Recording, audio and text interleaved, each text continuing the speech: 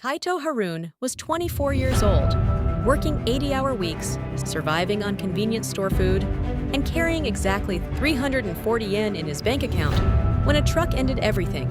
No dramatic last words, no final revelation, just rain, screeching tires, and silence.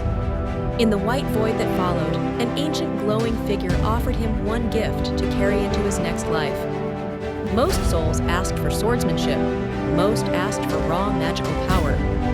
Kaido asked for something different. His entire career in corporate finance. Every principle of compound interest, supply chain logic, market manipulation, and investment strategy. The figure paused for a long moment before granting it. Power fades, Kaito had said. Wealth compounds. He woke up 10 years old, dressed in rags, lying in the dirt beside a forest road in the kingdom of Ailoria. His name was now Ren Goldvale, net worth 0 gold coins, but his mind was already running numbers. The town of Gravel was a medieval market bursting with inefficiency, and Ren spotted his first opportunity within minutes of arriving. A farmer selling apples for 2 copper each, a baker 3 stalls away buying apples for 5 copper each. Neither man had bothered to walk 30 feet and talk to the other. Ren brokered the deal, took 10%, and walked away with 6 copper coins by sundown. Pathetic by any measure, but every empire starts somewhere. That night, counting his coins in an alley, he met Lena, 11 years old, sharp-eyed, and hungry for something more than survival. She could read better than most adults in the district.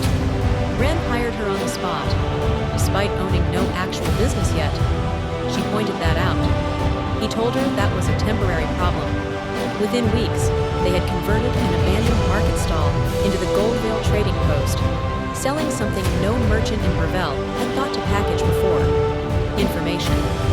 Which roads were safe, which crops were scarce, where iron was cheap and where it sold high. Merchants paid for the reports. The coins stacked up slowly, then faster. Success attracted attention, and not all of it was welcome. Marlowe, a smug adult merchant who had controlled the district's information trade for years, arrived at their stall to intimidate a child and left humiliated. Lord Casson, a corrupt minor noble who owned the district, summoned Ren to demand 40% of all earnings. Ren had already read the kingdom charter. The legal rate was 10%. He negotiated Cassine down to 12, secured protection for Elder Fogg's newly funded enchanted tool workshop, and walked out with Lena shaking beside him. Greedy men, Ren told her, always prefer a deal over a loss. The workshop was the real long-term play. In his previous life, the technology industry had created the wealthiest people on the planet. In Ailoria, magic tools were the technology industry, and nobody had thought to manufacture them locally at scale. Elder Fogg had the knowledge. Ren had the capital and the contract.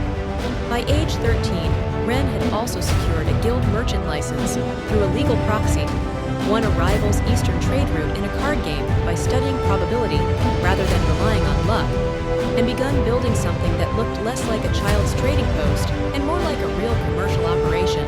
The Royal Merchants Association in the capital city of Arentum had been watching.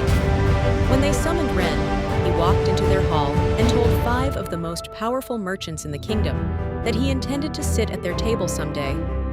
Not a threat, a statement of fact.